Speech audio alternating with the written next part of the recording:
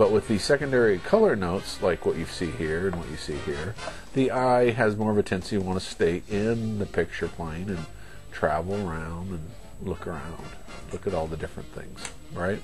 And kind of like the longer you can keep the eye in the painting, normally the better painting you have.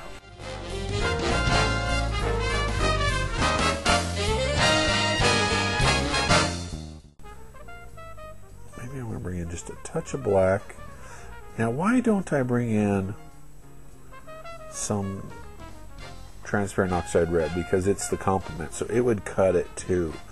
What it would do is, I'm afraid it would warm it up too much. That's why I opted for black.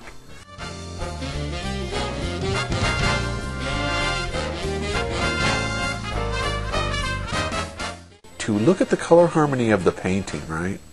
And you look at that color harmony, and then that's really the color you tone your canvas with.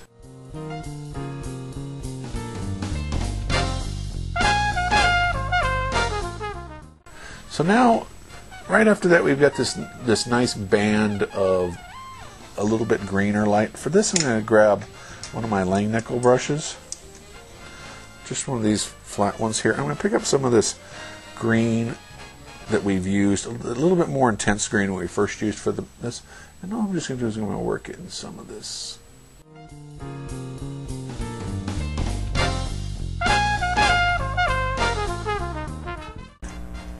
So for that, I'll probably grab my small palette knife, because those are pretty small rocks.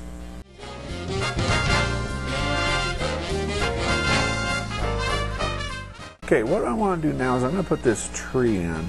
So I'm going to grab a little bit of black and a little bit of blue, because we're getting probably some cool shadows on there, and just a hint of transparent oxide red to make it a little bit more brown.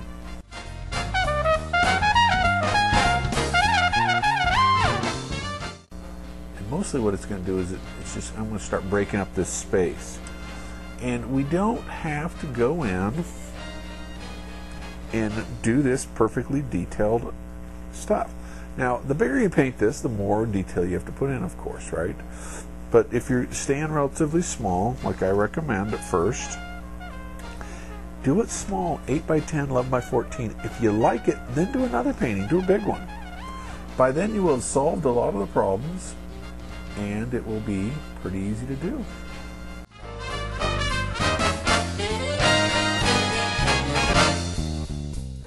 Okay, so a really good basic river color or watercolor is to take olive green and transparent oxide red together.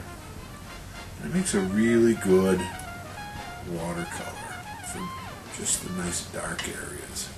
And then you can just add a little bit of one color or the other, a little bit more green, a little bit of that, and then it will kind of brighten it up, and it really gives you a nice feeling of water. The whole painting doesn't have to be exactly definable. I mean, you don't have to say tree with every stroke. You just make beautiful strokes that have the right colors in the right places, and it's going to read as tree just perfectly fine.